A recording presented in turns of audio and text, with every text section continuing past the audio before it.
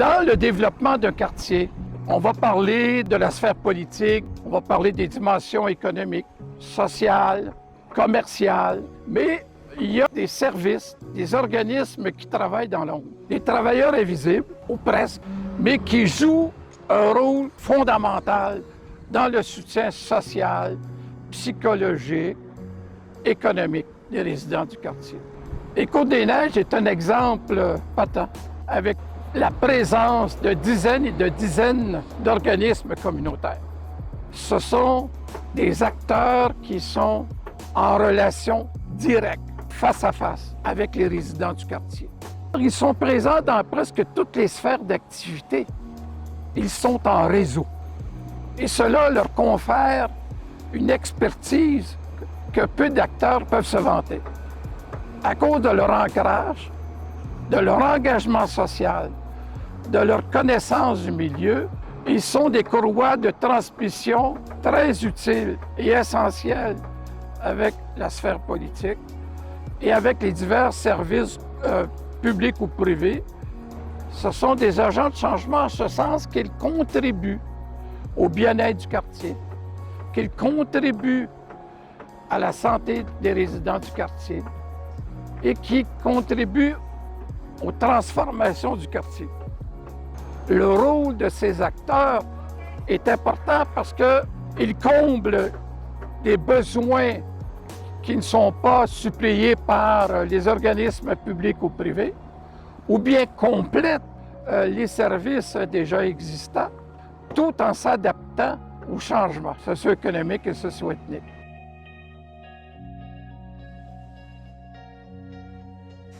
Le Centre Cummings a commencé dans le territoire de Côte-des-Neiges, dans un duplex en 1949, avec le Conseil juif des femmes. La Ligue des Noirs du Québec est née en 1969, suite aux émeutes de l'Université Saint-Georges-William, actuellement Concordia. J'ai connu Alac à ses débuts. 83, je crois que c'était sa fondation. C'était un groupe des réfugiés latino-américains. À l'époque, avait beaucoup de dictatures dans le sud des Amériques.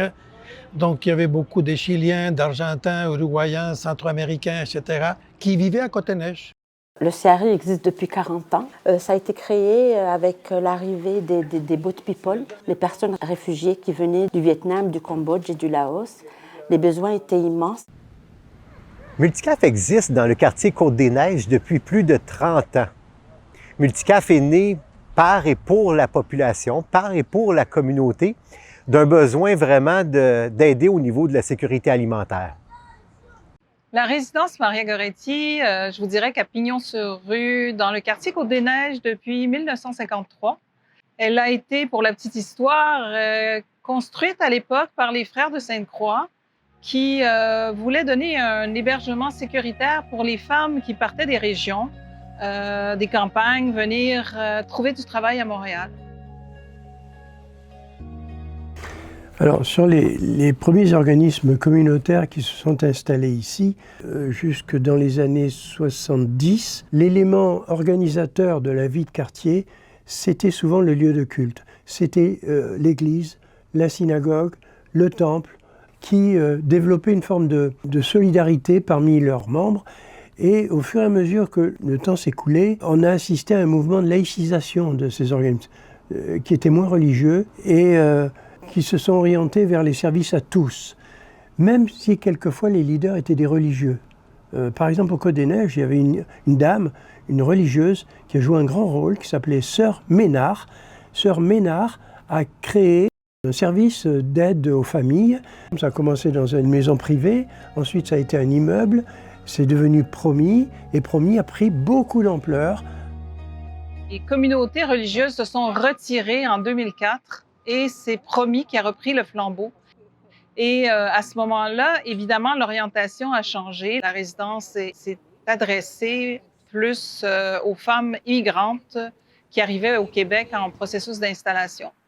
Il y avait beaucoup d'étudiants noirs qui venaient particulièrement des Antilles, qui subissaient le racisme et la discrimination. Et la communauté s'est mise ensemble pour créer la Ligue des Noirs du Québec. Jusqu'à aujourd'hui, la mission principale, c'est la défense collective des droits dans la communauté noire et des communautés culturelles. Mais la Ligue prend aussi position sur tous les enjeux de la société où il y a des injustices ou des inégalités.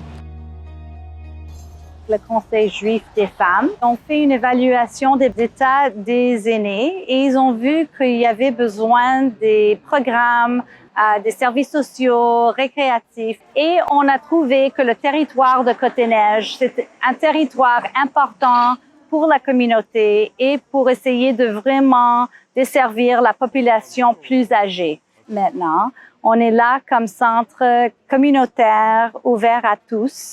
L'essence communautaire réelle de la LAC prend toute sa force à partir de l'entraide. Aux autres immigrants, aux autres réfugiés qui venaient du sud de l'Amérique, la seule différence que la diversité de l'immigration a commencé à changer et la LAC a commencé à donner des services à d'autres communautés dans le processus d'intégration à la société québécoise, qui va passer d'abord et avant tout par l'établissement, la francisation, la recherche d'emploi.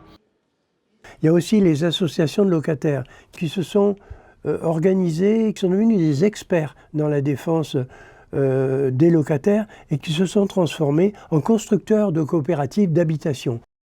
Dans les années 80, le quartier Côte-des-Neiges était devenu un peu le point de chute des immigrants. La quasi-majorité des nouveaux arrivants sont des locataires potentiels, ne sont pas des propriétaires, ce qui a occasionné beaucoup de discrimination, beaucoup de cas de, je dirais, entre guillemets, maltraitance des nouveaux arrivants. Il n'y avait pas assez de ressources pour traiter. Tout le monde était un peu en rattrapage pour essayer de contrer ce phénomène. En 1984, 7 organismes communautaires se sont mis ensemble et ils ont décidé de mettre sur pied le ROMEL, qui est le regroupement des organismes de Montréal ethnique pour le logement. La mission du ROMEL, c'est de venir en aide aux personnes vulnérables en matière de logement. Que ce soit de l'insalubrité, à la discrimination, à l'abordabilité. Ça prenait une forme qui était de plus en plus technique et importante. Ça s'est fait à Côte-des-Neiges comme ailleurs. Ce n'est pas propre à Côte-des-Neiges. Ce qui était propre à Côte-des-Neiges, c'est la concentration des nouveaux immigrants qui arrivaient à Montréal. C'était essentiellement à Côte-des-Neiges. On a même avancé des chiffres en disant que 60 à 70% des nouveaux immigrants qui arrivaient au Québec s'installaient dans la zone de Côte-des-Neiges. Peut-être parce qu'il y avait des opportunités d'hébergement beaucoup plus grandes. Il y avait peut-être un réseau qui, à la longue, s'est organisé. Alors c'est peut-être là que le rôle des organismes communautaires a été fort. Il y a eu aussi, jusqu'en 90 ou 2000, le rôle des organisateurs communautaires. Qui étaient-ils? Les organisateurs communautaires étaient des travailleurs sociaux, qui travaillaient auprès des communautés. Et qu'est-ce qu'ils faisaient? Ils écoutaient le public, les citoyens, enfin ils essayaient d'évaluer les besoins des collectivités pour essayer de trouver des réponses collectives à ces besoins collectifs. Et leur rôle a été essentiel du fait de leur lien avec une structure extrêmement puissante qui était les CLSC, le ministère de la Santé et des Services sociaux. C'était des interlocuteurs clés auprès de la mairie, auprès de la police, auprès des différents ministères, auprès du fédéral, auprès des fondations, auprès de Centraide. Et à partir de leur relation avec les groupes plus ou moins organisés, les organisateurs communautaires du CLSC de Côte-des-Neiges arrivaient à générer des projets de services à la communauté, en créant Multicaf, en créant des maisons de jeunes, en créant le Carrefour Jeunesse Emploi, et en créant des garderies. Il y a eu dans la communauté juive qui s'est développée remarquablement dans le quartier. Quand on va au centre Cummings, on voit un foisonnement d'organismes, entre 50 et 60 organismes de services. Alors c'est là que le quartier, comme d'autres quartiers, a évolué vers une table de concertation qui s'est constituée à Côte-des-Neiges, qui est devenue par la suite la CDC, la Corporation de développement communautaire.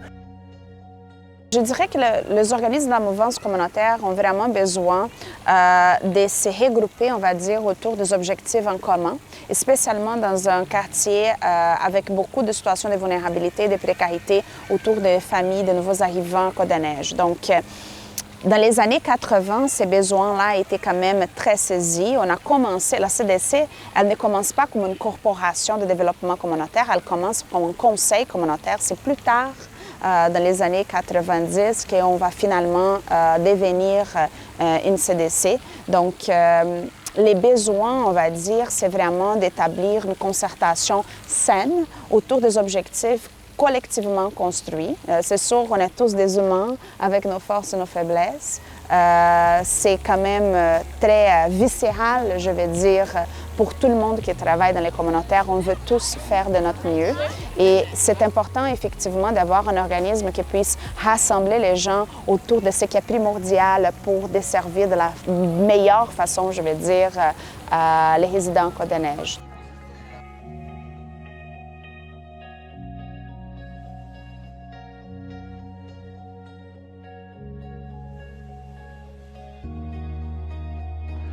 Après la Deuxième Guerre mondiale, vous avez une immigration extrêmement importante qui va changer le portrait ethnique de Montréal, mais particulièrement celui de Côte-des-Neiges. Parce que Côte-des-Neiges, à partir des années 50 et surtout 60, va devenir un quartier d'accueil pour immigrants, comme Parc Extension, comme le corridor Saint-Laurent. Et de là, vous allez avoir un boom de la construction résidentielle, puisque la croissance de la population de Côte-des-Neiges est extrêmement importante, parce que Côte-des-Neiges est un quartier de première installation. C'est là qu'on commence. 47 % des résidents sont issus de l'immigration. Il y a plus d'une centaine de langues qui se parlent dans Côte-des-Neiges, et on voit très bien la marque que laissent ces différentes communautés. Alors, le portrait socio-économique est très complexe. En 2001, les membres du CA de l'époque s'étaient rendus compte que, bon, maintenant, ils desservaient toutes les communautés et répondaient à des besoins vraiment à tous les niveaux. Parce que oui, effectivement, on dessert des personnes qui viennent cette année de 132 pays différents. Nous avons fait un travail qui est sur 5 années d'analyse des pays d'origine de chacun de nos participants. Et ce que ça a donné, c'est 132 pays d'origine sur les 198 de l'ONU qui sont venus dans le carrefour jeunesse-emploi. Alors, ils reçoivent des services par des conseillers forts, remarquables, expérimentés, et qui souvent leur ressemblent. Parce que le personnel du carrefour est un personnel qui vient de partout dans le monde. Oui, on a Femmes du Monde à Côte-des-Neiges parce que le quartier est très diversifié. Nous, que chez nous, qui est au centre, on est capable de répertorier 70 pays différents, quarantaine de langues différentes. Donc, on est à l'image du quartier. Et il est fait par les femmes du quartier. On espère d'être à l'image du quartier. L'école Bedford, où on est présentement, c'est vraiment une école typique de Côte-des-Neiges, avec une clientèle typique. C'est des enfants qui viennent vraiment de partout à travers le monde. C'est des nouveaux arrivants, des immigrants. Alors, un enjeu qui est quand même assez important, c'est l'intégration scolaire. Les parents vivent parfois des inquiétudes parce qu'ils ont peur que leurs enfants qui arrivent au pays, qui ne parlent pas la langue, vont avoir un retard au niveau scolaire. Donc, les ICS sont là aussi pour leur offrir un service d'aide aux devoirs, pour les mettre en lien avec des organismes qui aident au niveau de la persévérance scolaire, mais aussi au niveau du bien-être scolaire. Pas juste les notes, mais aussi qu'ils soient bien intégrés dans sa communauté, qu'ils se fassent des amis, qu'ils participent à la vie communautaire, qu'il y a des activités. Mon rôle dans Prévention Côte-des-Neiges NDG, je donne des ateliers comme celui d'aujourd'hui sur le consentement. Par exemple, là, on est à BCA, donc le Black Community Association, un groupe de jeunes leaders ici qui sont très motivés et qui participent. On voit qu'ils en ont besoin et donc d'en parler ouvertement avec quelqu'un qui va respecter leur opinion, c'est très important. Dans Côte-des-Neiges, surtout, c'est très multiethnique. Donc, il faut vraiment prendre en compte les différentes cultures, les différentes manière de penser, les valeurs qui vont avec. Si je parle de relations sexuelles, là, les jeunes, il y en a qui sont très, très choqués parce que c'est pas des sujets qui sont abordés nécessairement dans leur famille, dans leur culture. Mais ça veut pas dire qu'il faut pas les aborder. Donc oui, on ne travaille pas dans une homogénéité où souvent c'est le même type de femmes qui arrivent, avec les mêmes besoins, avec les mêmes parcours. Donc il faut avoir cette flexibilité de savoir on n'a pas tous les mêmes valeurs, on ne priorise pas toutes les mêmes choses. Donc on écoute véritablement la personne, puis on répond à ses besoins réels et pas aux besoins que nous, on estime que la personne devrait avoir. Je ne sais pas si si tous les jours on pense au fait que Côte-des-Neiges soit multi-ethnique dans le travail qu'on fait. Lorsqu'on travaille ici, qu'on vit ici, peut-être qu'on ne voit pas ça, c'est notre réalité, c'est notre univers. Donc, comme tu as pu remarquer, lorsque tu entres ici, tu te sens accueilli, tu te sens chez toi. L'essence, c'est ça. Je pense que ici, on est bien, on est une famille. On respecte beaucoup la diversité. C'est un environnement qui est tout à fait naturel pour nous.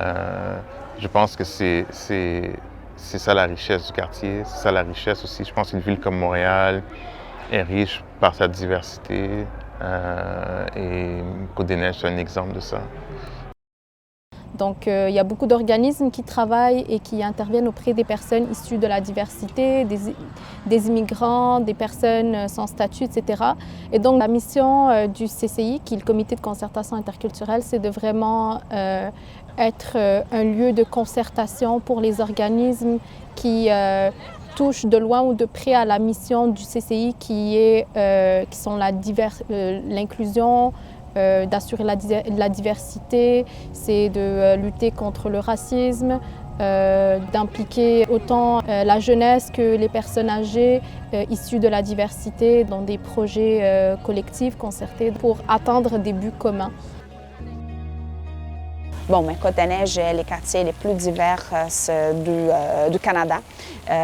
Et cette question-là donne qu'il y ait une communauté qui est racisée, qui est multiculturelle, a beaucoup de problématiques pour trouver un logement, a beaucoup de problématiques pour trouver d'emploi, parce qu'on sait qu'il y a une question de racisme systémique bien établie, bien documentée au Canada et au Québec et à Montréal, et Côte-des-Neiges n'échappe pas malheureusement à la règle. Donc, la concertation à Côte-des-Neiges doit effectivement considérer cette caractéristique spécifique, multiculturelle et diverse de Côte-des-Neiges pour pouvoir justement non seulement promouvoir des interventions qui prennent en compte cette caractéristique, cette spécificité, mais qu'on peut aussi amener, on va dire, aux institutions étatiques les besoins réels de ces personnes-là qui, généralement, ont une situation plus précaire que la majorité.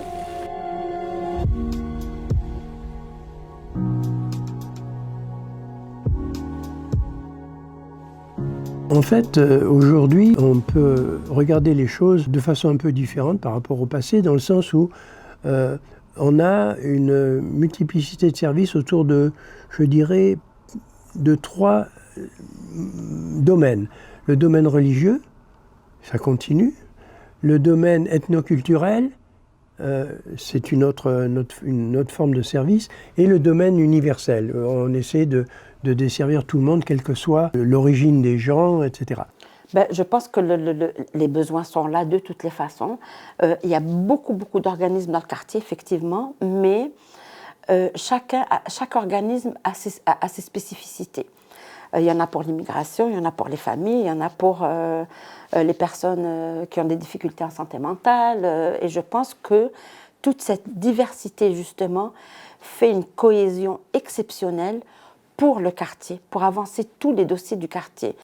Le projet jeunesse, ça fait à peu près 44 ans que ça existe. C'était un projet de recherche-action en service social qui avait pour but de voir ce sont quoi les obstacles et les défis vécus par des aînés juifs et juives vivant dans la pauvreté dans le quartier de Côte-des-Neiges. Et puis, en réfléchissant là-dessus, il y avait la question, est-ce que ça devrait être une initiative pour les personnes juives? La réponse était, oui, et avec tout le monde, avec toutes les communautés ensemble. parce qu'ils partagent une même réalité sociale et ensemble pourraient avoir de meilleurs résultats pour changer la pauvreté, pour que la dignité de tout le monde pourrait être vraiment sauvegardée. The Filipino Association of Montreal and Suburbs, or FAMAS as we are more popularly known as, was founded to answer the need of the Filipinos in Montreal to mingle with each other, to have a common place where they can go. As time went by, the mandate of FAMAS has evolved into an organization that should provide assistance to the Filipino immigrants, whether they're new to Montreal or whether they have been here for a while. People come to us for services that they need. What we do is we try to help them as much as we can. Jusqu'à aujourd'hui, la mission principale de la Ligue des Noirs du Québec, c'est la défense collective des droits dans la communauté noire et des communautés culturelles. Mais la Ligue prend aussi position sur tous les enjeux de la société où il y a des injustices ou des inégalités. Le centre communautaire Mountainside existe depuis le début des années 90. Et l'objectif est toujours de rejoindre les familles qui y habitent dans le secteur, qui vivent des problèmes d'isolement, aussi un contexte de pauvreté assez important. Ils ont tous des parcours d'immigration aussi, parfois très difficiles. Alors, on est là pour les soutenir. On parle de dépannage alimentaire, on parle d'activités pour les 0-5 ans, le jardin d'enfants. Maintenant, on a une halte garderie. On parle des activités après l'école, l'aide aux devoirs, l'animation, les camps d'été, le jardin communautaire, le jardin collectif qui s'est ajouté. La SOCAN, Société environnementale de Côte-des-Neiges, c'est un organisme environnemental créé en 1996. Et notre mission, c'est de sensibiliser la population et de la mobiliser pour améliorer l'environnement. On a commencé en tant qu'écoquartier local. Après ça, on a commencé à agir au niveau de l'agriculture urbaine. On est devenu responsable de la gestion des jardins communautaires de la ville. Et aussi, on a diversifié les services. Prévention Côte-des-Neiges NDG est un organisme communautaire qui travaille sur l'arrondissement de Côte-des-Neiges et Notre-Dame-de-Grâce. Et en fait, la mission de l'organisme est d'améliorer la vie des citoyens, des gens qui y habitent, qui y travaillent, qui s'y amusent. Donc, c'est vraiment un organisme qui vise aussi à faire la prévention de toutes sortes d'éléments en fait dans notre société. Donc, on cherche à faire la prévention des violences sexuelles, la prévention de la criminalité, de la consommation, mais aussi on travaille donc en sécurité urbaine, on travaille en art mural, donc ou en art urbain même avec un festival hip-hop, et on travaille vraiment avec tous les horizons d'âge. Cette universalité qui est de plus en plus forte des services, on la voit partout. Les carrefours ont été créés, entre autres, pour être un service universel à tous les jeunes, quels qu'ils soient. Il y a toujours, bien sûr, des groupes ethnoculturels, ça existe.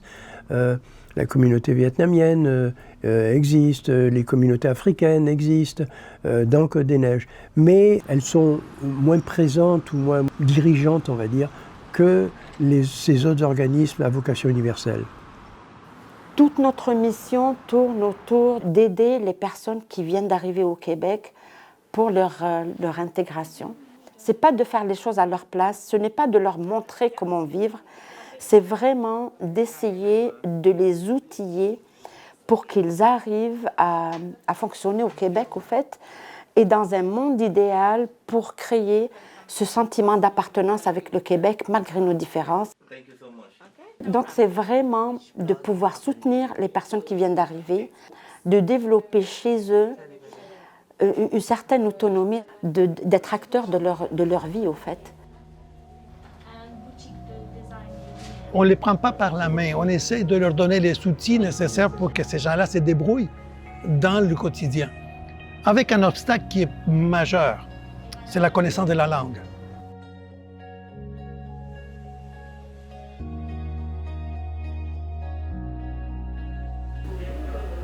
Oui, bonjour, est-ce que je peux parler à Madame Karima? Ma responsabilité spécifique au CIARI, c'est la coordination des services de traduction et d'interprétariat. Le volet traduction, c'est que on va traduire des documents, des textes, des affiches, des documents informatifs parce que le but, c'est d'abord de vulgariser l'information et ensuite de la rendre accessible pour des personnes pour qui le français n'est pas encore maîtrisé.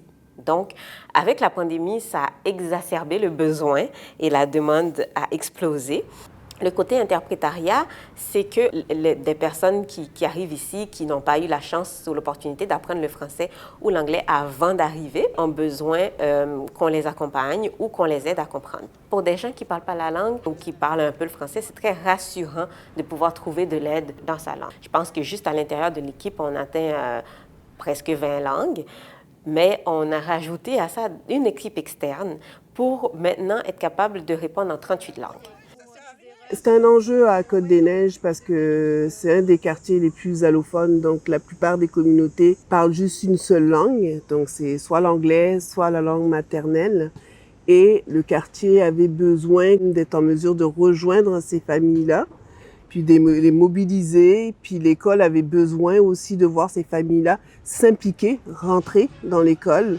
Et on s'est aperçu que quand on est capable de mettre en fait ces trois instances-là ensemble, mais on arrive à mieux intervenir auprès de l'enfant, donc à lui donner plus de chances de réussite. Les Statistique Canada nous confirment que les langues parlées à la maison, à Côte-des-Neiges, ne sont pas le français ou l'anglais, ce sont d'autres langues. Ça peut être vu comme un handicap, ça peut être vu aussi comme quelque chose qu'il faudrait exploiter, parce que ça veut dire qu'il y a une richesse linguistique qui est formidable.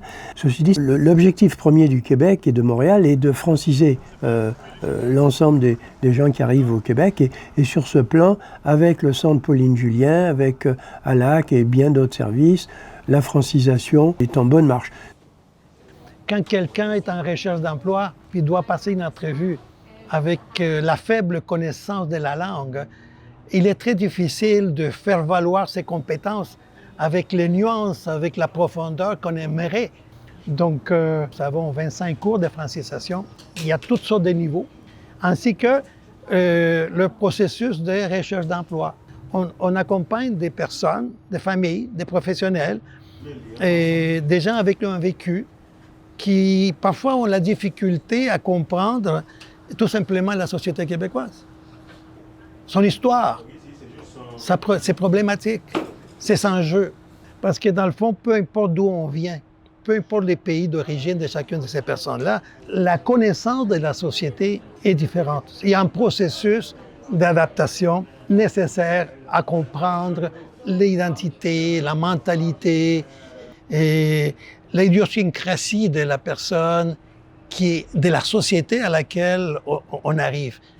Moi, j'ai eu un parcours migratoire aussi. Je suis pas née au Québec, je suis née en Haïti et j'ai fait 20 ans à peu près d'intervention psychosociale. Donc, le parcours migratoire, je le comprends beaucoup sous l'angle de tout ce que ça représente comme difficulté intrapersonnelle et interpersonnelle. S'installer dans un pays, devoir recréer tous ses repères, c'est presque un changement d'identité. C'est adopter un autre pays, une autre culture, d'autres références, d'autres relations. Donc, c'est très enrichissant et satisfaisant de pouvoir aider d'autres personnes qui sont en train de faire ce parcours-là et diminuer les barrières linguistiques. Ça va permettre ce rapprochement interpersonnel qui, pour moi, est essentiel à une intégration réelle. La plupart des parents sont allophones, donc la communication, la compréhension est très difficile. Ça dépend aussi des communautés culturelles. Souvent, l'école est perçue comme une instance d'autorité. Dans certains pays, les parents n'ont pas accès à l'école comme ils ont accès à l'école ici. Donc, c'est important pour la réussite de leurs enfants, c'est important de communiquer avec les enseignants, c'est important de comprendre comment le système scolaire fonctionne ici.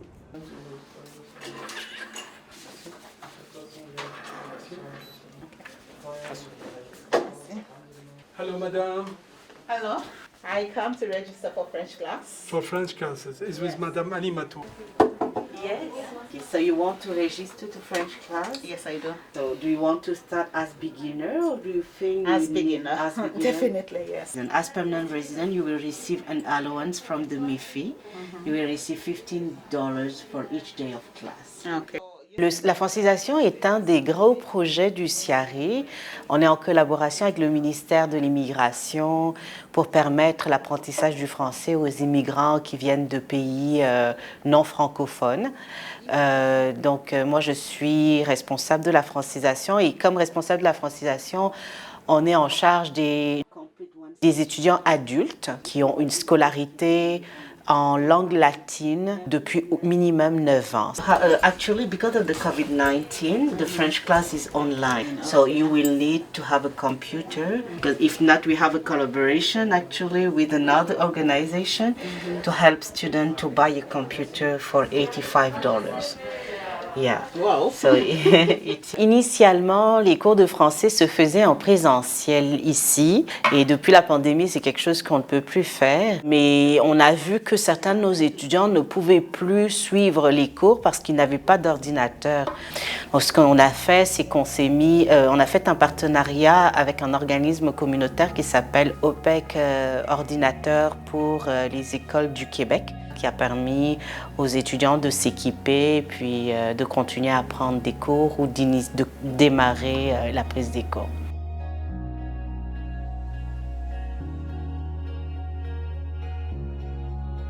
Je vous dirais peut-être 95% de tout ce qui est physiquement ici vient en majorité de Moisson Montréal, ce qui est un très, très gros partenaire, très, très apprécié chez Multicaf.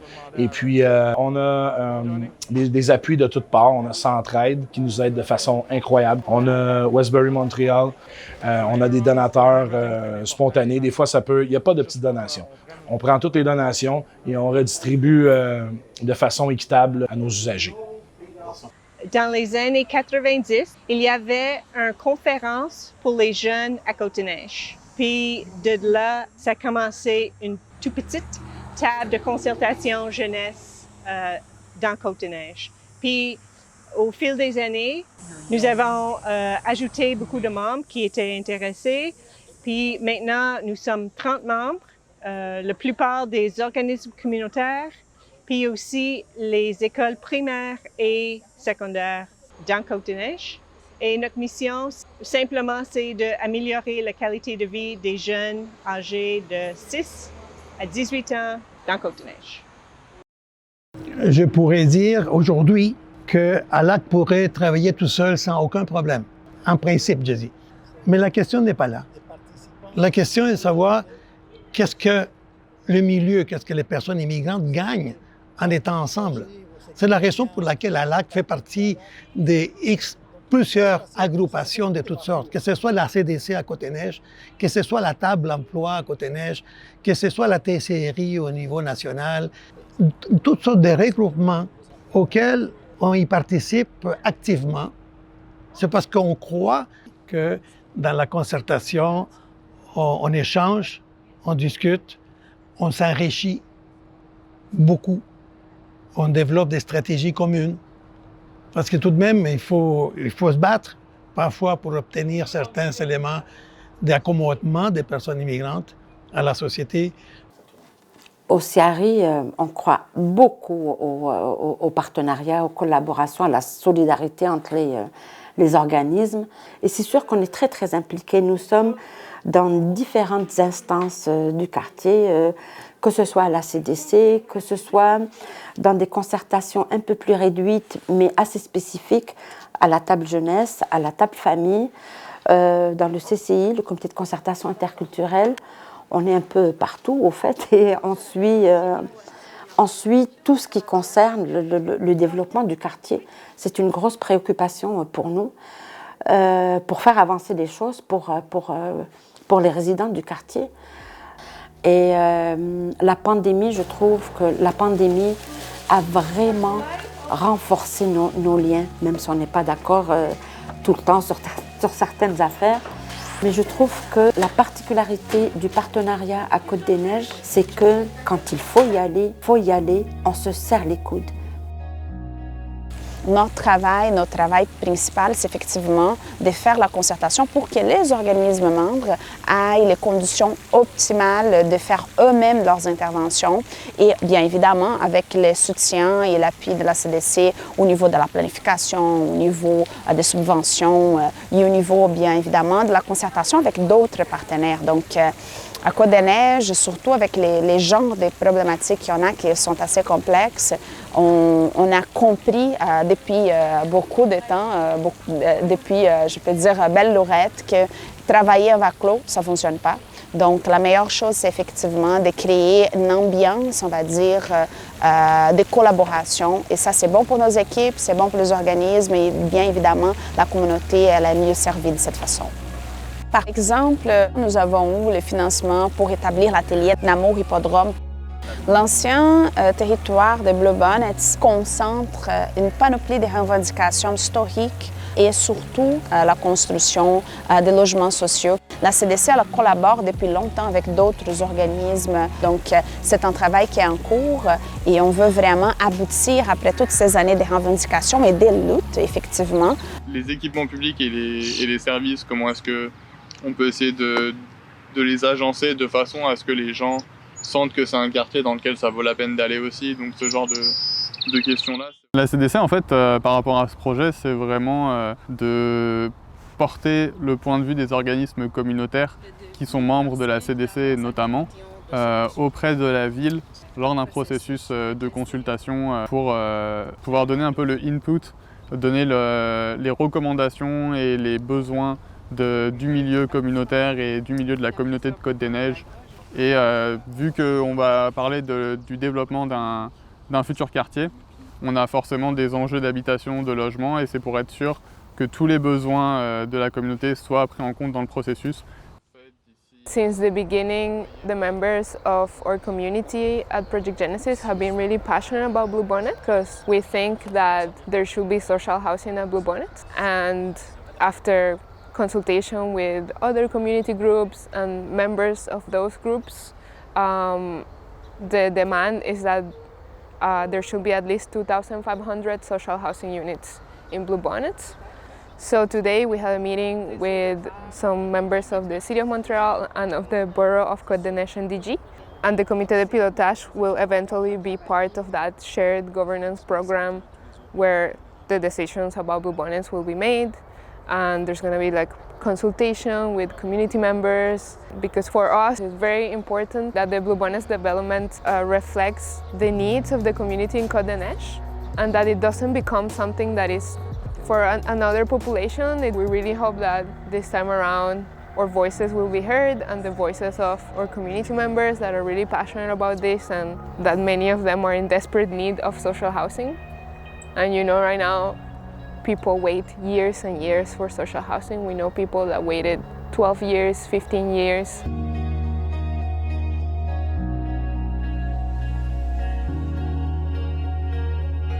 Je dirais que Côte-des-Neiges est, pour les bons et pour les pires, un petit miroir approfondi de tout ce qui fonctionne dans la société et tout ce qui va mal.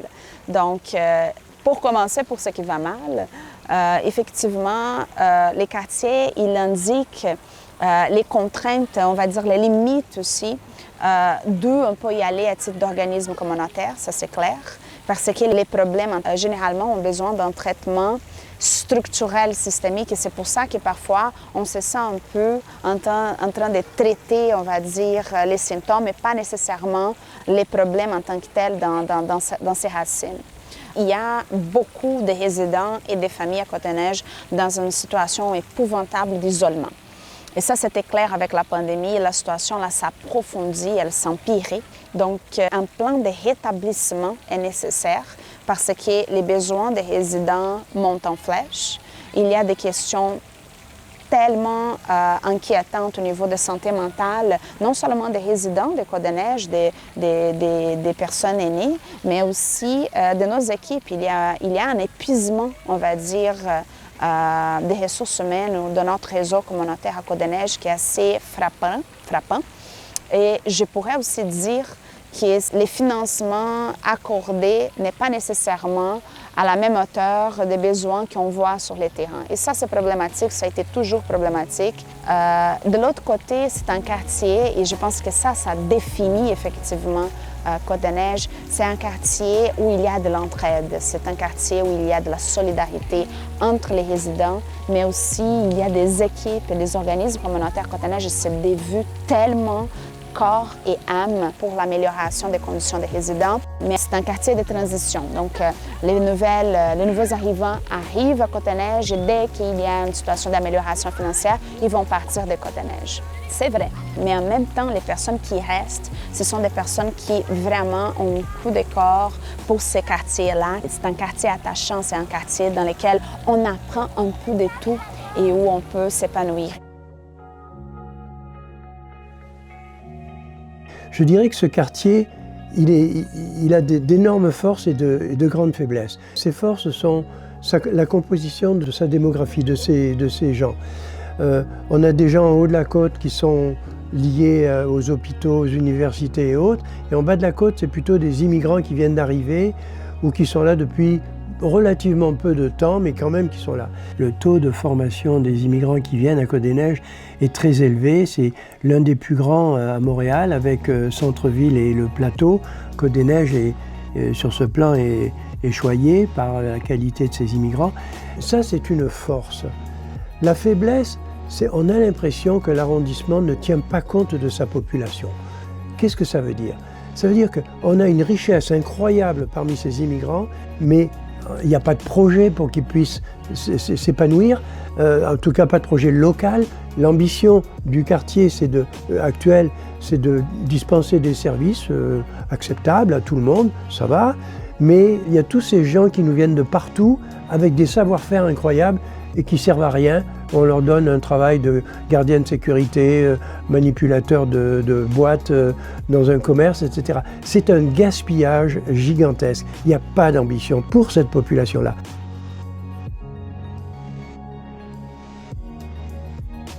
Côte-des-Neiges, sur le plan socio-économique, comme d'ailleurs plusieurs quartiers à Montréal, présente des contrastes sur le plan du revenu des ménages. L'emploi, c'est essentiellement, je dirais, lié à l'enseignement, aux institutions éducatives, à l'emploi dans le domaine de la santé. Mais l'emploi pour les gens de Côte-des-Neiges, c'est surtout de l'emploi dans le commerce de détail. Des emplois qui, d'ailleurs, sont des emplois à très bas salaire.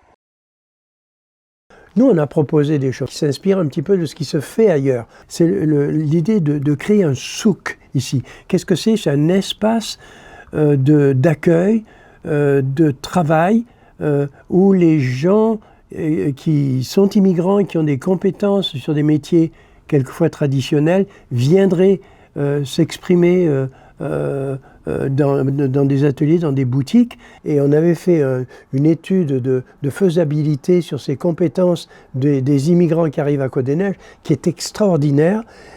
Il y aurait donc ces métiers traditionnels qui pourraient s'exprimer dans un espace que j'appelle, moi, souk, parce que je n'ai pas trouvé d'autre mot, mais c'est un marché nouveau.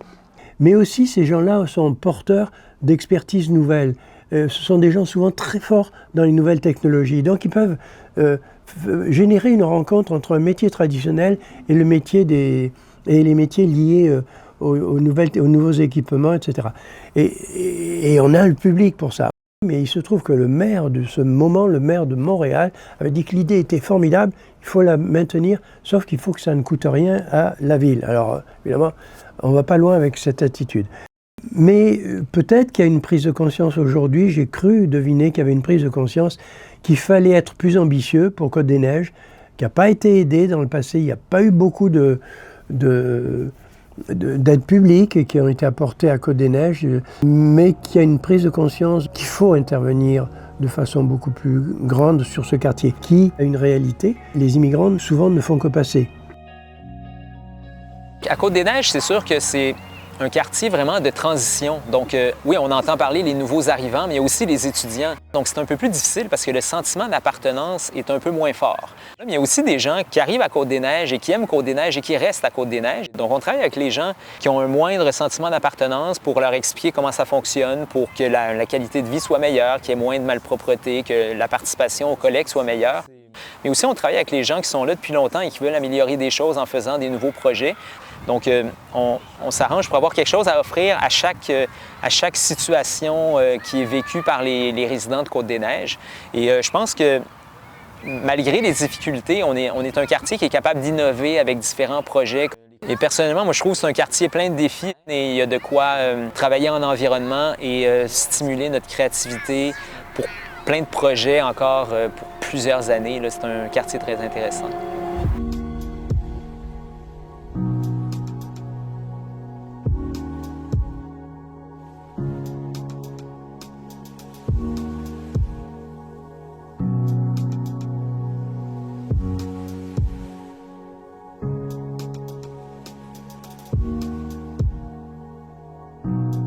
Nous sommes présentement sur le toit d'une coopérative d'habitation en plein cœur du quartier, en fait d'un nouveau quartier qui est en revitalisation, qui s'appelle le Triangle, pour parler de la question du logement à Côte-des-Neiges. Sempiternelle question. Il y a non seulement l'abordabilité, la question d'accessibilité, il y a aussi le manque de logement. Et c'est vrai pour l'ensemble de Montréal. Depuis quelque temps, depuis un an, 2 ans, il se construit de plus en plus de logements parce que la demande est importante et aussi parce que la Ville de Montréal encourage la construction de logements, comme d'ailleurs ici dans le Triangle. Parce que le Triangle était un quartier en déstructuration. On sentait l'abandon. Si on était passé il y a 20 ans ici, vous n'auriez vu aucun de ces bâtiments. Jusqu'à maintenant, il y aurait environ une vingtaine de projets de bâtiments d'habitation, soit construits, en construction ou en planification. Et, bon an, mal an, on est en train de construire un milieu de vie intéressant. Le Triangle est pour moi un exemple de cette revitalisation. Au cours des, je dirais, les 10 dernières années, il y avait, je dirais, 1500 personnes qui habitaient sur l'avenue Mountainside. Ce sont des locataires qui habitent dans des petits logements, qui vivent un problème de surpeuplement et souvent d'insalubrité. On a travaillé en concertation avec d'autres organismes. On a fait beaucoup de pression sur la Ville aussi pour assainir les appartements. Avec le développement urbain, là, on est rendu à être, au lieu de 1500 résidents, on est rendu à plus de 4000 résidents. Et les résidents qui habitent ici, c'est des nouveaux résidents. Ils habitent surtout dans des tours de condominiums. Ils ont plus de moyens, pas tous, mais ils ont plus de moyens. Et on veut quand même pouvoir, le centre, continuer à se développer, à pouvoir rejoindre ces populations-là et continuer à rejoindre en priorité les résidents de l'avenue Mountainside. Pour comprendre la situation du logement à Côte-des-Neiges, il suffit de savoir d'abord que presque 80 des résidents sont des locataires à Côte-des-Neiges et 20 de propriétaires. Et on se rend compte très rapidement que le coût des loyers a augmenté d'une façon très significative, particulièrement depuis la pandémie.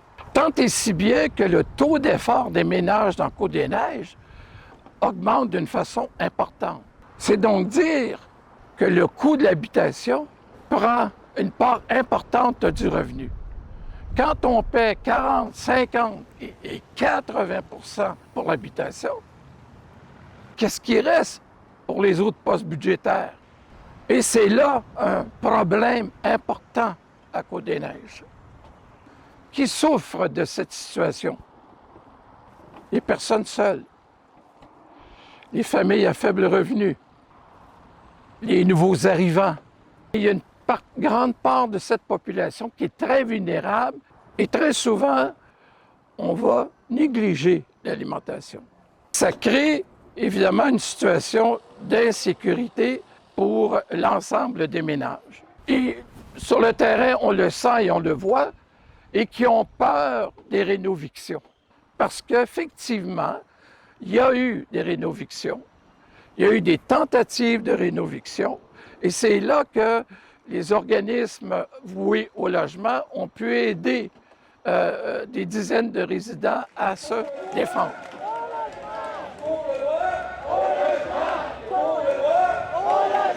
il y a le comité droit au logement de Projet Jeunesse, où des membres, des bénévoles, des résidents de Côte-des-Neiges se sont impliqués pour contribuer au changement plus systémique, pour faire en sorte que des difficultés qu'on voit au centre de services individuels ne soient plus. Locataires en colère, locataires solidaires, locataires en colère, locataires solidaires, locataires en colère, locataires solidaires. Alors, nous sommes ici aujourd'hui comme Projet Jeunesse pour représenter les locataires vulnérables, pour lutter contre les évictions frauduleuses et pour montrer au gouvernement on est tanné, on a besoin de contrôler les loyers maintenant. Nous attendons un contrôle obligatoire et universel des loyers en Montréal. Effectivement, il y a une action de mobilisation, il y a une action de travailler sur des causes systémiques pour arriver à un résultat de changement social qui vise à améliorer les standards de vie des résidents de Côte-des-Neiges et aussi les conditions de vie, par exemple les conditions insalubres. Aujourd'hui, on est fiers de dire que oui, on est un organisme qui est hybride, on est une entreprise d'économie sociale, en même temps un organisme à but non lucratif. On fait la défense des droits des locataires aussi. On fait le lien avec des propriétaires privés pour s'assurer de la qualité des logements et de la qualité des références. Et en même temps, on aide des groupes communautaires à développer leurs projets de coopératives d'habitation ou d'OBNL d'habitation avec le principe de toit, dignité, intégration et le principe que le logement, c'est la clé de l'intégration. Tous ces éléments-là contribuent à remplir la mission qu'on se donne, qui est de fournir un logement social et abordable pour le plus grand nombre de gens possible. Tous les gens qui habitent ici, là, ça vient des 4 coins de la planète. Okay? Ça vient de tous les continents, ça vient de tous les pays, ça a toutes les origines, ça a toutes les religions et ça parle toutes les langues. Et tous ces gens-là habitent dans le même immeuble, où ils ont tous l'occasion et la chance de se respecter, puis de vivre ensemble, puis d'être bien, puis d'être heureux, puis de se sourire mutuellement. En même temps, cette intégration-là se fait parce que, oui, en conservant leur identité, ils adoptent cette vision, cette ouverture qui est propre, je trouve, au Québec, à l'égard de tout le monde, à l'égard de peu importe d'où ils viennent.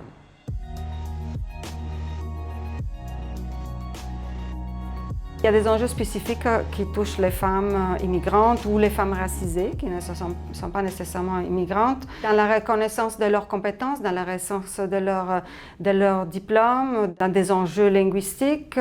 Ça reste l'enjeu principal, celui de briser l'isolement, pouvoir connaître un peu plus la société qui nous entoure, mais aussi comment se défendre à l'intérieur de cette nouvelle société, parce qu'on a des droits comme les autres. Donc, on offre un service d'accueil, des cliniques d'information juridique sur les droits de la famille, sur l'immigration, des groupes de support pour des femmes qui vivent de la violence conjugale. Actuellement, on a aussi une série d'ateliers qui touchent le leadership des femmes immigrantes pour porter des projets qui peuvent aller jusqu'à l'entrepreneuriat. On est parti du constat aussi que les femmes immigrantes éprouvent beaucoup de la difficulté pour s'intégrer dans le milieu du travail. Non seulement l'intégration ici, l'adaptation, c'est tout un problème, et aussi beaucoup de femmes ont des enfants. Comment s'accommoder avec la vie familiale et également le boulot. Il y a beaucoup de défis qui se présentent en elles. Donc la formation, c'est une occasion de donner à ces personnes-là une opportunité en fait, de connaître en fait, les réalités du marché de l'emploi québécois. Et c'est une façon pour nous d'aider ces jeunes-là à s'impliquer dans la vie communautaire et québécoise, de s'impliquer sur le plan professionnel que sur le plan social. La majeure partie des usagers du centre, c'est des usagères. Les hommes, eux autres, souvent des conjoints, ils travaillent à l'extérieur pour subvenir aux besoins de la famille, pendant que la mère élève. On est dans un milieu où les valeurs traditionnelles sont quand même assez fortes. Alors, ça se transpose ici. Ce sont des femmes, ce sont des mères de famille, beaucoup avec des enfants de différents âges. Okay, I need 12 apples, okay? Two people take two people take the screen and cut the apple for me, yeah? Ça, c'est la première activité au centre communautaire Mountainside depuis très longtemps, puisque à cause de la pandémie, il n'y en a pas eu, malheureusement. Mais avant mars 2020, c'était quelque chose de très récurrent à Mountainside, des ateliers pour les femmes de cuisine. Mais c'est sûr que quand moi j'ai appelé les mamans pour ce premier atelier, ils étaient comme « Oui, je veux venir. Est-ce que je peux amener une telle? Est-ce que je peux amener une telle? » Si j'aurais pu, il y aurait été 10, 20. Ils ont hâte de sortir de chez elles. Ils ont hâte de venir nous voir. On a hâte de les voir aussi. Je fais aussi des cafés-rencontres. Ça, c'est vraiment des discussions sur plusieurs sujets avec les femmes autour d'un café, un thé, des biscuits et tout. On joue à des jeux brise-glace aussi pour ceux qui ont un petit peu d'anxiété, ceux qui sont un peu stressés, ceux qui sont un peu timides. Moi, mon engagement, c'est venir chercher les personnes dans l'isolement, ceux qui sont vraiment chez eux avec leurs enfants ou qui font pas beaucoup d'activités. Tout ça, c'est gratuit, c'est vraiment à eux. Puis ça concerne les femmes du quartier. Ça les aide à se rapprocher entre eux. Il y a plusieurs cultures dont ils communiquent de plusieurs façons. Ça nous réunit comme une famille autour d'une table. Dans le fond, c'est vraiment ça le concept, de briser l'isolement puis rapprocher les femmes du voisinage entre elles. À quelque part, autour d'une tarte ou autour d'un plat ou autour d'une table, je veux dire, ils sont tous pareils. Ils viennent chercher la même chose, des amis, des conversations, puis des relations qu'ils n'ont pas en dehors de chez eux. Mon titre, c'est responsable des activités, mais je suis aussi en charge d'un dossier qui est super important pour nous, que c'est tout ce qui touche les violences faites aux femmes. Donc oui, la violence conjugale, surtout, mais aussi toutes les autres formes de violences comme la discrimination, le racisme. Mais ce que je trouve vraiment pertinent, c'est qu'elles-mêmes, elles vont parler de leur vécu, puis ils vont dire qu'en fin de compte, il y a plein d'autres facteurs de pourquoi elles se sont ramassées dans cette situation violente.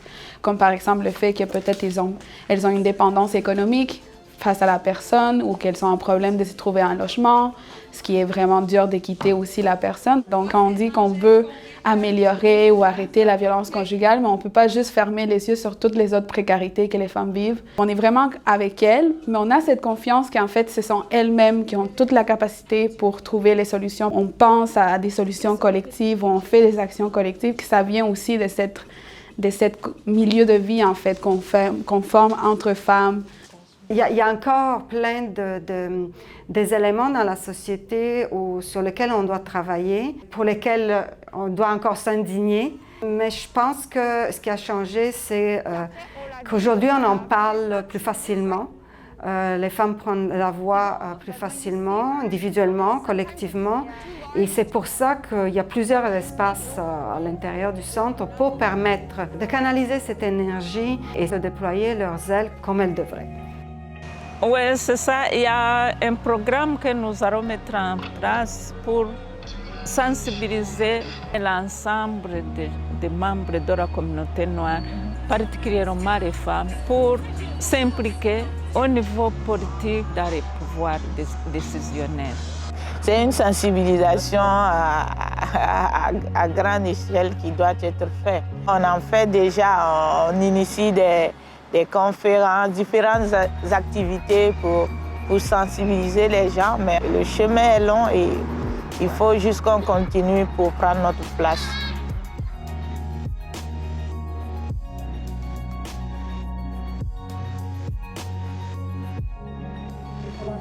Ravioli.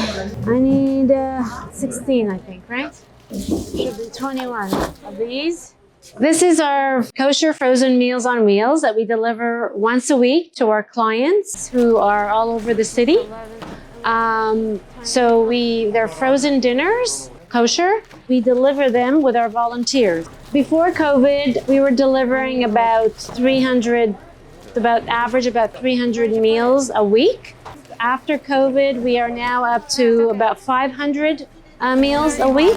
It's throughout the community. Whoever needs, they don't have to be Jewish, it doesn't have to be, it's the whole community. Most of our clients are seniors who are homebound, cannot cook for themselves, don't have family to help them, so they're not able to prepare healthy meals for themselves. They're not able to go out to shop for groceries. You know, we have a lot of our clients are over 90 years old, living on them by themselves, with not much help. Yeah, we have a lot of some mental health clients who, you know, have difficulty preparing meals, so we help them out. We have our Holocaust clients, Holocaust survivors, who receive meals because they're not able to prepare. And we also have veterans who, you know, get the service paid by Blue Cross, and they get the meals through us.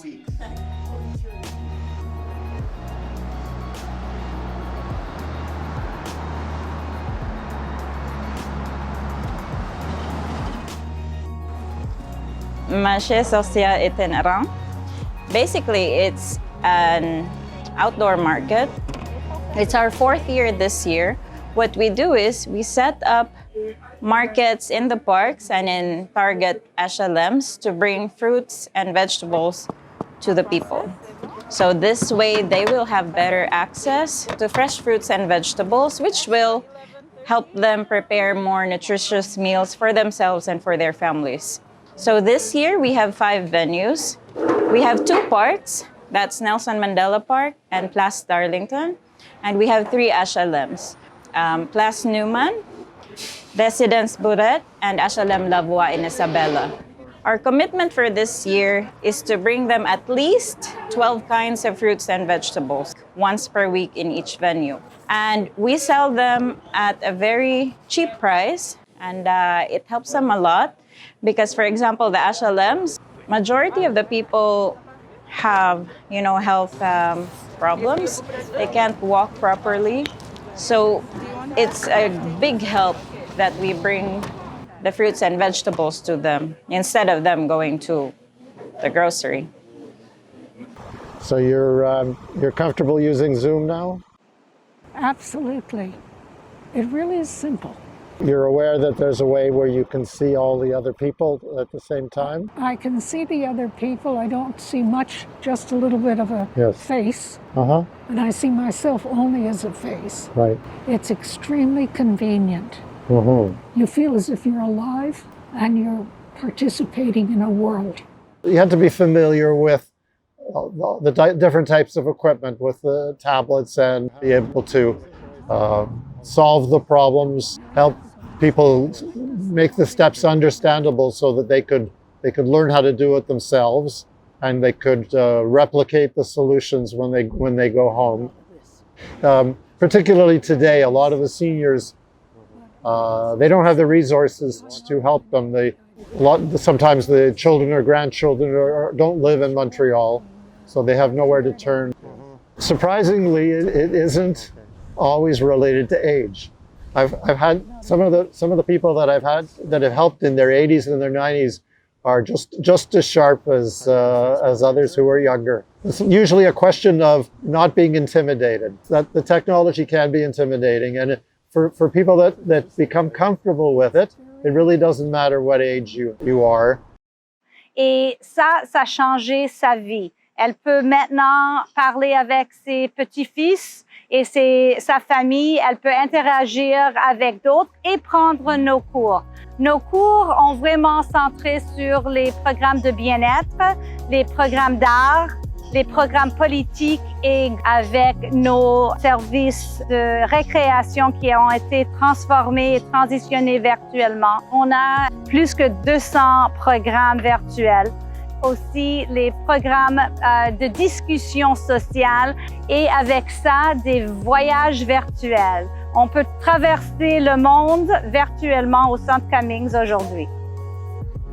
Nos aînés de la communauté, ils ont été isolés tellement que durant la pandémie, ils n'avaient pas de recours.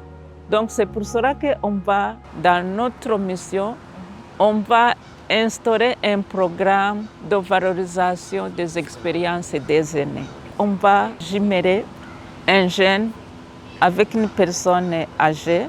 La première chose en règle générale, c'est la base. C'est savoir lire, savoir ce que c'est.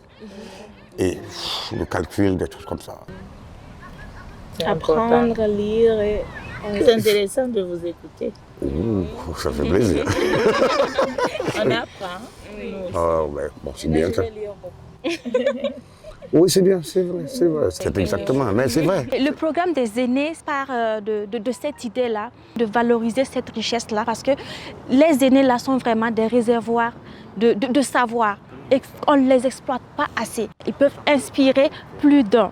Et le jeune ne va pas seulement recevoir de l'aîné, mais lui aussi, on voit que beaucoup d'aînés également ont de la difficulté avec la nouvelle technologie. Ils ont aussi certaines limites vu l'évolution du monde. Donc, le jeune également va essayer d'apporter ce qu'il sait faire en matière de technologie, comment utiliser les réseaux sociaux, comment aller faire et utiliser les moteurs de recherche, Google, pour briser l'isolement, surtout en ces temps de confinement, en ce temps de Covid. Comment les aider à utiliser les nouvelles applications, les nouvelles outils de communication comme WhatsApp, Viber, Teams pour entrer en communication avec leur famille. Donc c'est vraiment un beau programme de partage d'expérience et puis également qui peut aller au-delà de ça.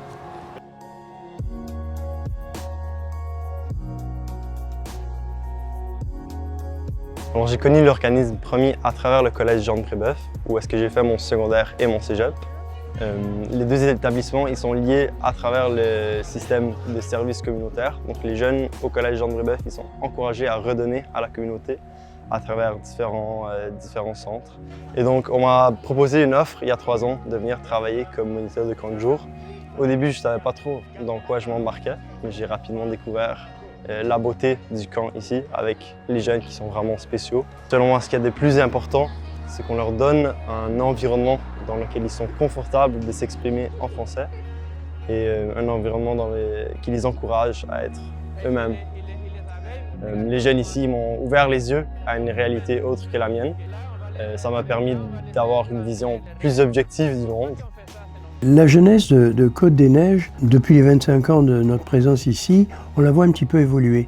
On devine leurs besoins, on devine les besoins des jeunes, on les connaît de plus en plus par l'écoute au moment des consultations qui sont données, soit sur une base individuelle ou collective. Aujourd'hui, on devrait valoriser la mise en place de ces lieux d'accueil de ces jeunes, les écouter quand ils viennent là. Notre mission et nos programmes et nos valeurs, je pense que ces choses-là évoluent avec le temps. Maintenant, on regarde plus c'est quoi notre responsabilité en tant qu'organisme pour être plus à l'écoute des besoins des jeunes d'aujourd'hui, être à l'écoute comme de la réalité plus que strictement la mission. Donc, je pense que ce côté évolutif représente beaucoup plus qui on est maintenant en tant qu'organisme. On n'a pas nécessairement des buzzwords sur nos valeurs, mais c'est vraiment comme les valeurs humaines que chacun veut partager et dégage. Je pense que c'est ça qui est important aussi. Puis comment est-ce que ça peut influencer le parcours d'un jeune. Les intervenants jouent aussi un rôle de mentor auprès des jeunes parce qu'avec le temps, il y a des liens de confiance qui se tissent et puis à travers ces liens de confiance-là, les discussions deviennent plus intimes et on peut aussi voir les bénéfices de ça à travers l'évolution, développement personnel des jeunes et le parcours de vie. Nous sommes devant vous aujourd'hui pour vous demander d'agir maintenant. Vous avez le pouvoir de rendre vos écoles sécuritaires. Soyez dans la bonne partie de l'histoire. Merci. Nous sommes ici aujourd'hui pour l'inauguration d'une murale qui fait partie du projet Art Mural de la Ville de Montréal. Ça fait plusieurs murales que la table jeunesse de Côte-des-Neiges et Prévention Côte-des-Neiges NDG a travaillé ensemble pour éduquer les personnes avec les murales. La murale a été réalisée par 3 artistes, Elena, Emeline et Abir. C'est une subvention qu'on a reçue qui visait à soutenir l'art urbain cet été.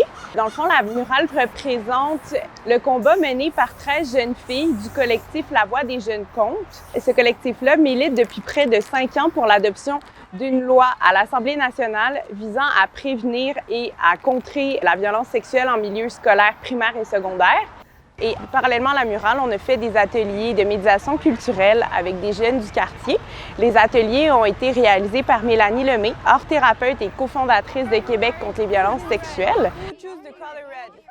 C'est un plaisir pour moi de pouvoir m'impliquer auprès de La Voix des jeunes contes, un collectif de jeunes filles entre 15 et 20 ans aujourd'hui. Parce que grâce à elle, il y a une motion à l'Assemblée nationale qui a été adoptée à l'unanimité qui vont permettre aux jeunes qui dévoilent avoir vécu certaines situations d'être accompagnés, soutenus dans leur processus personnel. Dans Côte-des-Neiges, ce qui est intéressant dans l'approche avec les jeunes qui viennent de différents horizons, de différentes cultures, de différentes religions, c'est de pouvoir les accueillir et les entendre dans ce qu'eux ont à apporter aussi dans le Québec d'aujourd'hui. Souvent, le jeune, il a des talents formidables par rapport aux non-jeunes, par rapport à moi, par rapport aux gens plus âgés qu'eux. Et je vois qu'il y a un appétit à apprendre, mais que les réponses qu'on leur apporte, c'est des réponses lourdes. C'est long. Si on sort des grands programmes, c'est coûteux et c'est un peu dommage. Donc on a à faire en sorte que nos services publics sont très bons, réagissent un peu plus vite et de façon plus adéquate aux besoins de ces jeunes qui évoluent beaucoup. Souvent, on les enferme dans des mandats réduits et pour offrir beaucoup plus que ce qu'on leur demande de faire.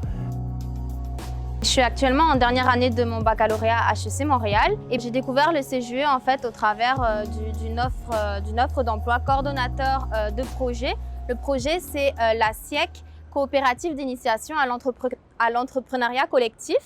Donc en fait, c'est vraiment un projet pour initier les jeunes entre 13 à 17 ans à l'entrepreneuriat collectif, c'est-à-dire centré sur l'aspect un peu communautaire. C'est vraiment une manière un peu de changer les choses en fait, d'améliorer les choses au sein de notre quartier, au sein de Côte-des-Neiges. J'ai vraiment envie de m'investir un peu plus pour la communauté Côte-des-Neiges, donc peut-être par la suite participer à d'autres projets, ça m'intéresserait.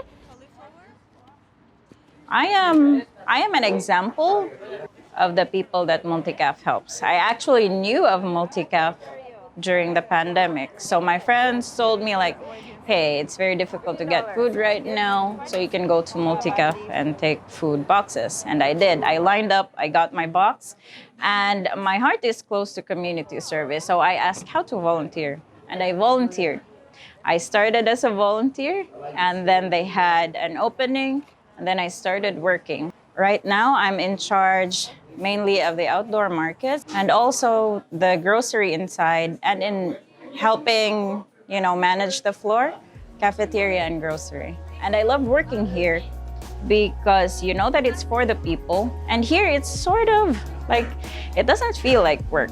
It feels like family, community. Depuis 1997, j'ai commencé avec le Carrefour Jeunesse Emploi Côte-des-Neiges comme conseiller d'emploi, assister les jeunes issus de minorités visibles. Puis à partir de l'année 2009, Monnaie, donc on a comme démarré ce projet-là de l'éducation financière pour les jeunes. L'éducation financière, c'est vraiment comment on peut augmenter les capacités, les connaissances, comment de bien dépenser l'argent, qu'est-ce que c'est une carte de crédit. La raison pour ça, c'est qu'au Carrefour Jeunesse, c'est un lieu où on reçoit beaucoup de jeunes, pour des jeunes qui cherchent un emploi, des jeunes qui veulent démarrer une entreprise. Comment prendre des meilleures décisions avec l'argent? C'est toujours des choses que ça fait partie de la vie quotidienne, donc pourquoi pas on ne parle pas de ces choses-là. Et aussi pour des nouveaux arrivants qui arrivent ici au Canada, l'éducation financière joue un très grand rôle pour montrer eux comment ça fonctionne le système financier ici au Canada et ici au Québec.